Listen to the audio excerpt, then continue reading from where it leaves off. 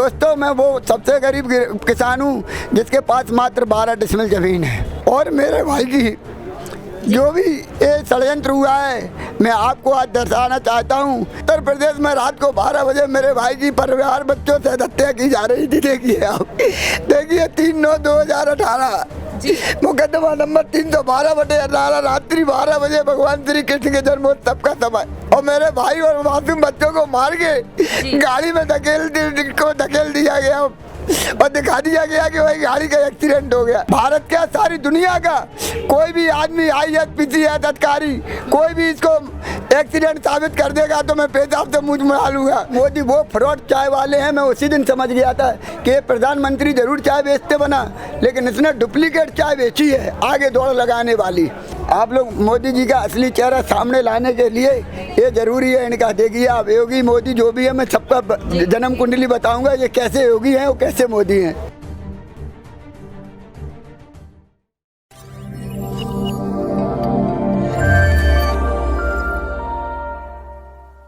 Punjab news देख रहे सारे ही देश के दर्शकों का मैं हरजीत कौर स्वागत कर। दर्शकों तुसीं देखे कि लगातार इस किसानी अंदोलन च किसान भी बैठे हुए ने तो वह भी इंसान बैठे हुए ने जिन्हां दे कोई जाति हुई आ जां जिहड़ा कोई इंसाफ की मंग कर रहा। तो साडे नाल एक इस तरह की उदाहरण पेश करते हैं तुहाडे सामने कि ये बजुर्ग है जिहड़े इस किसानी अंदोलन च आए हुए ने। इन्हां ने बोर्ड फड़िया होया जिहदे ते इन्हां दे भरा ते पूरे परिवार की फोटो है।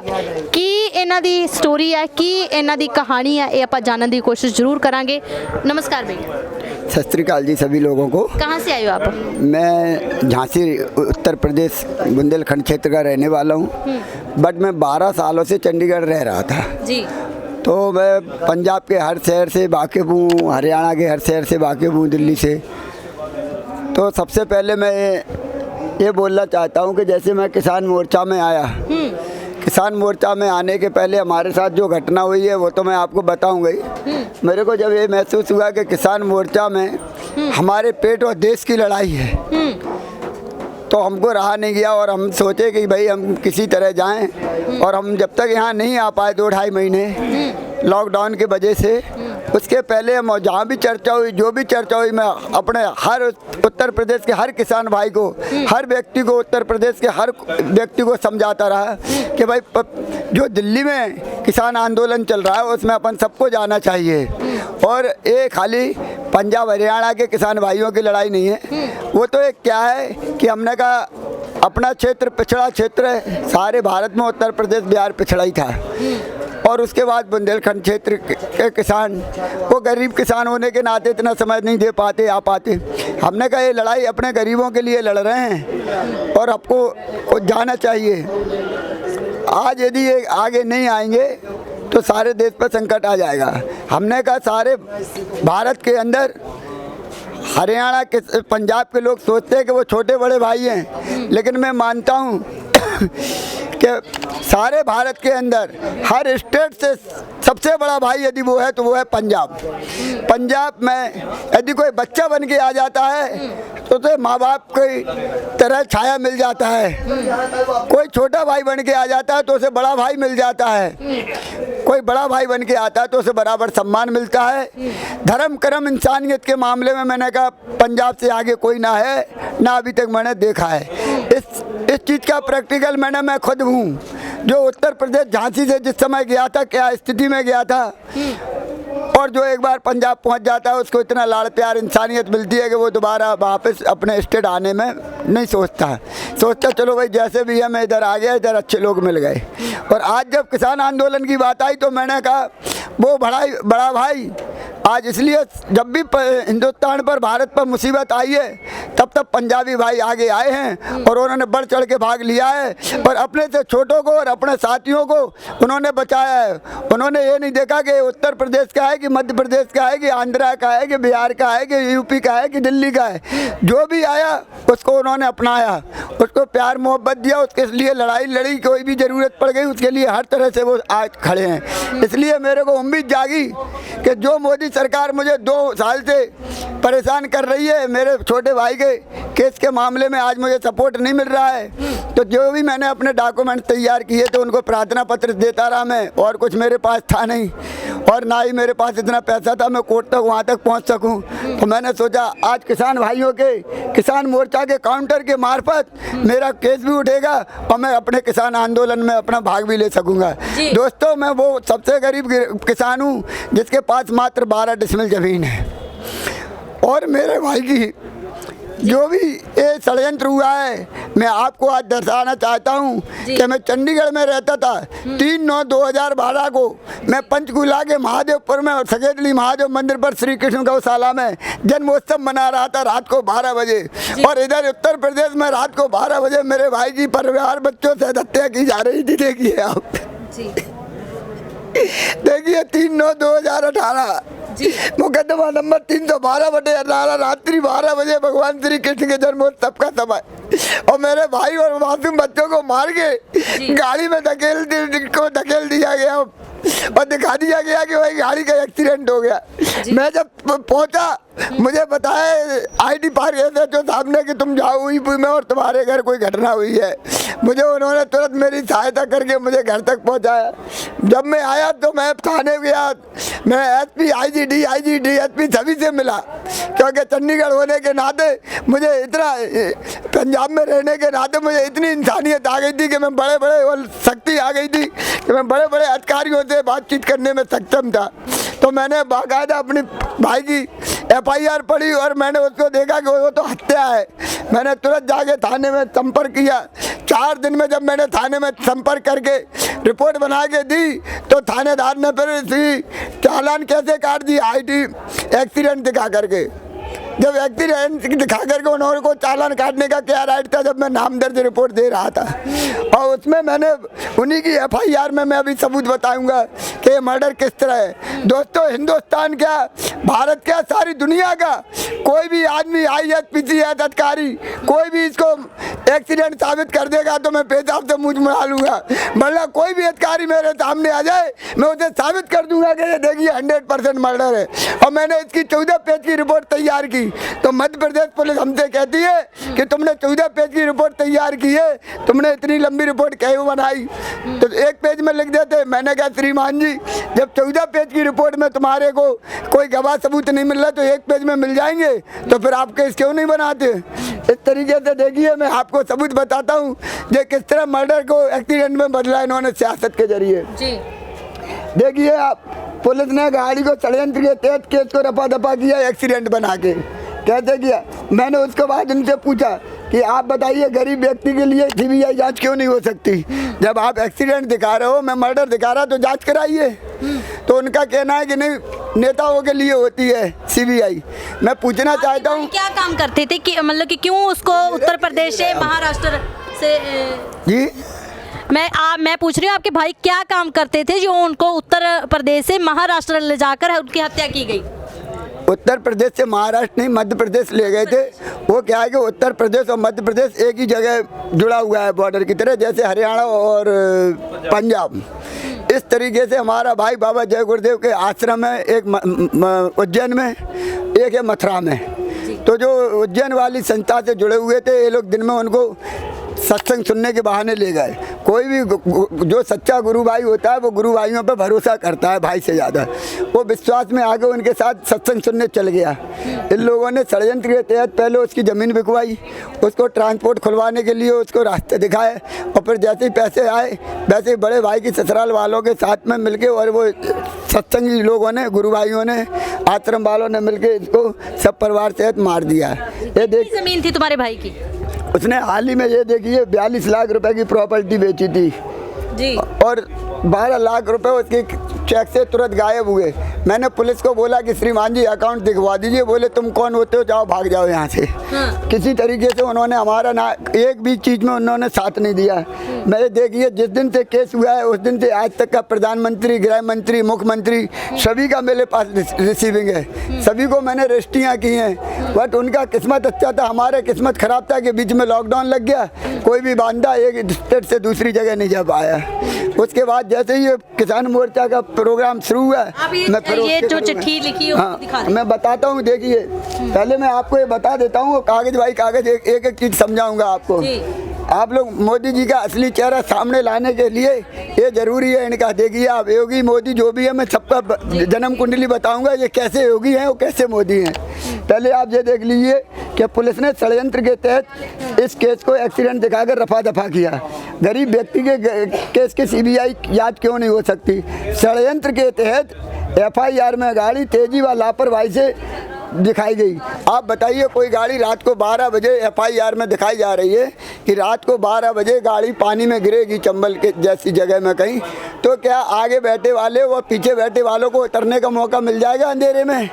कि उनका मोबाइल भी गीला नहीं होगा, उनको खरोच भी नहीं आई, कोई गाड़ी भी डैमेज नहीं हुई साहब। जब थाने में देखा तो गाड़ी सीधी खड़ी थी वहाँ, और पीछे बैठे सभी मर गए, और उसमें से भी एक बच गया, अदरवाइज दूसरा बंदा। एक ही फैमिली के सारे लोग कैसे खत्म हो गए?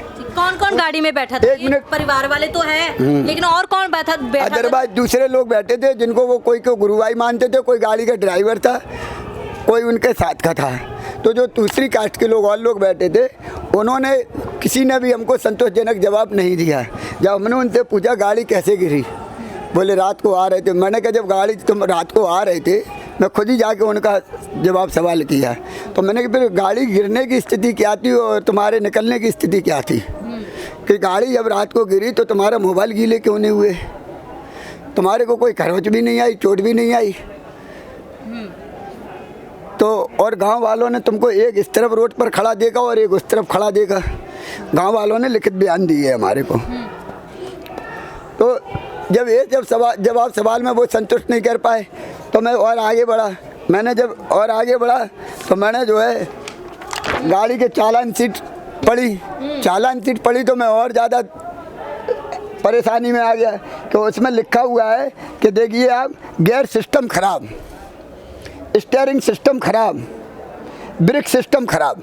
मैंने पुलिस से पूछा जब सब कुछ खराब था तो 500 किलोमीटर तक गाड़ी कैसे चल गई घटना तक? बिल्कुल। गाड़ी का यदि आपके यहाँ भी गाड़ी होगी, यदि एक चीज़ खराब हो जाए तो 4 कदम नहीं चल पाएंगे हम। फिर ये 500 किलोमीटर तक कैसे चल गई? और चल गई यदि खराब थी तो ड्राइवर ने कहीं ठीक कराने उचित क्यों नहीं समझा? तो ये सब चीज़ें। उसके बाद जब मैं बैंक खाते के लिए पता करता हूँ तो बैंक में आता हूँ तो मैनेजर कहता है कि नहीं जी तुम कौन होते हो? मैंने कहा श्रीमान जी मैं भाई हूँ, और उसमें आप देख लीजिए खाते में सब पूरे परिवार को आपको पता है ऐसे ऐसे। बोलते नहीं हम तुमको नहीं दिखाएंगे, हम तो पुलिस को दिखाएंगे। हमने पुलिस से इतला किया, बाल इतला किया, किसी भी तरीके से पुलिस ने कोई इंटरेस्ट नहीं लिया। ये इस तरीके से फिर लोगों से मैंने रिक्वेस्ट की। फिर उसके बाद मैंने जितने वे प्रार्थना पत्र दिए दोस्तों, ये प्रार्थना पत्रों की ऊपर की एक एक कॉपी है, केवल इतने प्रार्थना पत्र मैं आपको दिखा दूंगा। बट क्या है कि मैं जब लात घूम के चलता हूँ तो कंधा दर्द करने लगता है, और इसलिए मैं हर फाइल की एक ऊपर की रिसीविंग कॉपी लाया आपको दिखाने के लिए, क्योंकि एक रिपोर्ट 14-12 पेज की है ये। मैंने इसमें इतने प्रूफ रखे हैं, इन्होंने देखिए मैं आपको प्रूफ बाय प्रूफ बताऊंगा। आप इनको पढ़ा दें और प्रूफ दिखा ये जितनी डेट है सारी डेटों में मैंने प्रार्थना पत्र दिए, सबकी मेरे पास ये रिसीविंग अभी दिखाता हूँ जी, सभी अधिकारियों में। यहाँ पे देखिए मैं मर्डर की आपको शुरुआत बताता हूँ कैसे हुई ये शुरुआत। ये मेरे छोटे भाई ने, उसकी पत्नी ने अपनी जान माल की सुरक्षा के लिए रिपोर्ट लिखाई है, सबसे बड़ा सबूत। और बेचारे अपने रिपोर्ट कहाँ से मिली आपको? और बेचारे अपने घर परिवार छोड़ करके दूसरी जगह पहुंच गए। एक CGM कोर्ट उत्तर प्रदेश में मुकदमा चला, देखिए सबसे बड़ा सबूत। लेकिन इन्होंने क्या किया, मुकदमा की जान गवाह सबूत होने के पहले इनको वकील ने सलाह दे दी कि आप गवाह सबूत होने के पहले मार दो, ताकि एक केस नहीं बन पाएगा। बाद में जब इन्होंने मार दिया और मैंने इस केस के लिए जैसे ही मैं झांसी उत्तर प्रदेश पहुंचा और मैं कोर्ट का पता किया कि कोर्ट में कोई मुकदमा चल रहा था, मैंने वहां प्रार्थना पत्र दिया। एक ही हफ्ते के अंदर उन्होंने सीधा हमारे को दूसरा कागज़ पकड़ा दिया, बोलते आप 2 दिन बाद आओ। दूसरे दिन गया मैं, 2 दिन बाद कहते भाई वो केस तो खारिज ही हो गया, वो लोग तो मारे गए, अब केस कौन लड़ेगा? मैंने श्रीमान जी मर्डर करने वाला यदि मर जाए तो केस खारिज होता है, जिसका हुआ वो मर जाए तो केस खारिज नहीं होता, वो तो कोई भी लड़ सकता है उसकी जगह। तो हमारी बात नहीं मानी गई और हमारी वो केस को खारिज कर दिया वहाँ से। देखिए ये जाते उत्तर प्रदेश के CGM की रिपोर्ट है, ये जो कागज़ मैंने निकलवाए, ये मोहर उधरी की है, कोर्ट की मोहर है। मर्डर का सबसे पहला बड़ा सबूत मैं बताऊँगा एक। उसके बाद हम प्रार्थना पत्र देते हैं, तो देखिए ये जो पर्ची लगी हुई है ना, ये कभी यदि आप लोग कोई प्रधानमंत्री ऑफिस गए होंगे तो ये पर्ची अलग से लगती है वहाँ, ये रिसीविंग पर्ची छोटी अलग से देते हैं, बाकी रिपोर्ट तो पूरी देते हैं, लेकिन ये पर्ची उनकी एक पहचान है। ये देखिए ये प्रधानमंत्री को दी मैंने, एक पेज आपको बताया ना कि ऊपर का एक एक पेज है। उसके बाद ये गृह मंत्री को दी, देखो आप। उसके बाद ये फिर मैंने प्रधानमंत्री को एक रिपोर्ट दी है जी, ये लिखा है ना इंग्लिश में, देखिए आप। उसके बाद फिर ये मैंने केंद्रीय जांच ब्यूरो दिल्ली को दी है। केंद्रीय जांच दिल्ली से जब मेरी बातचीत हुई, रिसीविंग मांगी, तो उन्होंने कहा मैं डायरेक्ट केस नहीं ले सकता, सरकार देगी या किसी मंत्री का केस होगा। उसके बाद उन्होंने हमारे से बोल दिया हम ट्रांसफ़र कर देंगे। मैंने ठीक, ये उस समय की रिपोर्ट है जिस समय बीच में राहुल गांधी की सरकार आई मध्य प्रदेश में। उसके बाद मैंने फिर मुख्यमंत्री को रिपोर्ट भेजी। देखिए थोड़ा कि ये सोचिए कि जैसे मेरे भाई के बच्चे थे, आप लोगों के परिवार के बच्चों की तरह थे वो मासूम बच्चे। 5 साल का बच्चा क्या जानता, 9 साल की बेटी क्या जानती। ये देखिए ये ED की रिपोर्ट है और ये DGP की रिपोर्ट है। देखिए डायरेक्टर जनरल ऑफ पुलिस, सबसे बड़े जो पुलिस के अधिकारी हैं, उनकी रिपोर्ट है, जिन्होंने मुझे आश्वासन दिया था कि आप IG के पास जाइएगा और आपके केस को मैं CBI को दे रहा हूँ और आपका केस खुलेगा। और उसके बाद तुरंत बाद में IG के पास आ गया। देखिए ये IG की रिपोर्ट है। IG ने हमको कोई संतोषजनक जवाब नहीं दिया और बस खाली मेरे को रिसीविंग दे के और मैं चला आया लेके। फिर उसके बाद फिर IG की है, देखिए आप एक मिनट। फिर देखिए ये 3 रिपोर्टें बराबर IG ने बुलाया और मैंने बराबर उनको रिपोर्ट दी, लेकिन कोई सिचुएशन नहीं मिला। फिर SP को तलब किया गया तो SP ने मुझे बुलाया, मैं SP के पास गया। फिर ग्वालियर SP के लिए भिंड SP से ग्वालियर SP के पास जांच आई। ग्वालियर SP कहता है मैं तुम्हारी मदद करूँगा। मैंने सर श्रीमान जी आप लोग बुलाते हो, दूसरी बार पता नहीं आप कौन से प्रेशर में आ जाते हो तो आप हमारी कोई मदद नहीं करते हो। दूसरी बार जब बुलाया तो उसने हाथ जोड़ लिए, बोले भाई हमको अपनी नौकरी दांव पर नहीं लगाना है, हम ये केस नहीं खोल पाएंगे जी। ये एक SP का कहना था ग्वालियर के जी। उसके बाद में ये देख लीजिए आप, बाकायदा पुलिस अधीक्षक ग्वालियर के लिए मैं बराबर ऊपर से जांचें करवाता रहा। मैंने मुख्यमंत्री ऑफिस से लिखवाया फिर दोबारा। देखिए जो OP भदौरिया साहब लिखते हैं, फिर भी इन्होंने कोई जाँच नहीं की। फिर मैं इनका जहाँ भाजपा की सरकार है, इनका चेहरा बता रहा हूँ आपको। आप अब किसानी आंदोलन में आए, यहाँ पे आके फिर आप क्या इंसाफ की मांग कर रहे हैं? ये देखिए भिंड SP की है। इंसाफ की मांग तो मेरी ये हो गई है कि यदि मोदी जी का चेहरा सारे भारत के सामने आ ही रहा है, और मैं आप लोगों को ये बता रहा हूँ कि वो तो महाबेशरम है। देखिए जिनको मासूम बच्चों पर रहम नहीं आया, मैं इतने दिनों से घूम रहा हूँ, तो ये महाबेशरम मोदी है, तो कम से कम जनता के सामने तो इनका चेहरा आ जाएगा। तो यही मेरी बात पूरी हो जाएगी कि मैं समझूंगा कि आज मेरा भाई बच्चे तो चले गए, किसी और के साथ ऐसा ना हो। लोग मोदी पर भरोसा ना करें। लोग कहते हैं कि मोदी लोगों को गुमराह करते रहे कि भाई एक चाय वाला प्रधानमंत्री बन गया। मैं आप लोगों के सामने सच बताना चाहता हूँ। मैं आपको बताऊँ, मैंने भी चाय की दुकान खोली है, मैंने भी बैटरों का काम किया है, मैंने भी हल लाइन का काम किया है। चाय की दुकानदार की एक सबसे बड़ी पहचान होती है कि यदि सड़क पर चाय की दुकान खोलने वाला बंदा होगा तो वो सबसे पहले अपनी चाय का टेस्ट देखेगा कि चाय गड़बड़ तो नहीं है, और कस्टमर से बड़े प्यार से डील करेगा, ताकि वो पैसा देने के पहले कस्टमर एक है उससे थैंक यू तसल्ली से मैंने चाय पी। लेकिन मोदी वो फ्रॉड चाय वाले हैं। मैं उसी दिन समझ गया था, जिस समय से मैं प्रार्थना पत्र दे रहा था उसी समय से मेरे दिमाग में एक ही बात आ रही थी कि ये प्रधानमंत्री जरूर चाय बेचते बना, लेकिन इसने डुप्लीकेट चाय बेची है, आगे दौड़ लगाने वाली। इसने ट्रेन वाली चाय बेची है दोस्तों। ट्रेन वाली चाय और दुकान की चाय में ये अंतर होता है कि ट्रेन वाली चाय पी के हिंदुस्तान क्या कहीं का भी कोई आदमी संतुष्ट नहीं होता। आपने भी पी होगी, पैसा दिया होगा, मन मार के दिया, और चाय का बेचने वाला इतना आगे रहता है वहाँ कि पैसा लो और आगे निकल लो, किसी को मोड़ता किसी को नहीं मोड़ता। इस तरीके से मोदी आगे बढ़े, वो मुड़ के नहीं देखना चाहते। मैं उनसे कहना चाहता हूँ कि प्रधानमंत्री मोदी और योगी को मैं बताता हूँ, उनके जो योगी जी हैं, उन्होंने कोई तप नहीं किया, कोई तपस्या नहीं की, और वो तो एक ABVP के अखिल भारतीय विद्यार्थी परिषद के नेता थे जो हर तरीके से आगे बढ़ना चाहते थे। इस तरीके से वो मुख्यमंत्री बन गए। तो जिन लोगों ने कोई तप नहीं किया, कोई रास्ता नहीं ढूंढी, उनको वो गद्दी मिल जाए, उनको नाम, वो क्या जाने उस नाम की परिभाषा, उस नाम की परिभाषा। तो पंजाब के यदि कैप्टन साहब को एक बार प्रधानमंत्री बना दिया जाए तो मैं बता दूं कि देखो सारा हिंदुस्तान सुधर जाएगा और हर हिंदुस्तान के आदमी की परेशानी तकलीफ दूर हो जाएगी। क्यों कि जिस तरीके से उन्होंने भाजपा के मोदी ने तो लोगों की वोट तोड़ के दिखाने की, तोड़ने की कोशिश की, जैसे एमपी को तोड़ा, लेकिन पंजाब में उनका बस नहीं चला। और पंजाब में आज जो इंसानियत के नाते में विश्वास में आया, नहीं पार्टी नहीं, मैं उनके मोदी जी के उस पर बोल रहा हूँ कि जो मोदी जी कर रहे हैं कि किसी तरीके से हमारा आदमी यदि है उसने मुस्लिम जुल्म किया है तो वो मोदी का नाम ले देता है, तो आईजी डीआईजी सर के बार खड़े होके और फाइल को साइड कर देते हैं। वरना इसमें क्या है, ये मोदी ये पार्टी का तो है जो आज मासूम बच्चे मारे गए मेरे, आज मेरे बच्चों की तरह कोई और होता और साधन तो मैं उसकी बोलता। बहुत बहुत धन्यवाद जी आपका। सो दर्शकों ਤੁਸੀਂ ਦੇਖ ਸਕਦੇ ਹੋ ਕਿ ਬੜੇ ਹੀ ਇਦਾਂ ਦੇ ਦੱਬੇ ਕੁਚਲੇ ਲੋਕ ਹੋਣਗੇ ਜਿਹੜੇ ਇਸ ਕਿਸਾਨੀ ਅੰਦੋਲਨ ਦੇ ਵਿੱਚ ਆ ਕੇ ਇਹ ਕਿਸਾਨਾਂ ਦੇ ਨਾਲ ਖੜੇ ਨੇ ਤਾਂ ਕਿ ਸਾਨੂੰ ਵੀ ਕੋਈ ਹੱਕ ਮਿਲ ਸਕੇ। ਬੜੇ ਹੀ ਇਦਾਂ ਦੇ ਲੋਕ ਨੇ ਜਿਹੜੇ ਕਿ ਖੁਦ ਇੱਕ ਰੋਟੀ ਪਿੱਛੇ ਲੜ ਰਹੇ ਨੇ, ਕੋਈ ਇਨਸਾਫ ਦੀ ਲੜਾਈ ਲੜ ਰਿਹਾ ਤੇ ਕੋਈ ਆਪਣੇ ਪਰਿਵਾਰ ਲਈ ਲੜ ਰਿਹਾ। ਸੋ ਬਣੇ ਰਹੋ ਪੰਜਾਬ ਨਿਊਜ਼ ਨੇ ਲਗਾਤਾਰ ਤੁਹਾਨੂੰ ਕਿਸਾਨੀ ਅੰਦੋਲਨ ਦੀ ਪਲ ਪਲ ਦੀ ਅਪਡੇਟ ਦਿੰਦੇ ਰਾਂਗੇ। ਤਦ ਤੱਕ ਲਈ ਇਜਾਜ਼ਤ ਦਿਓ।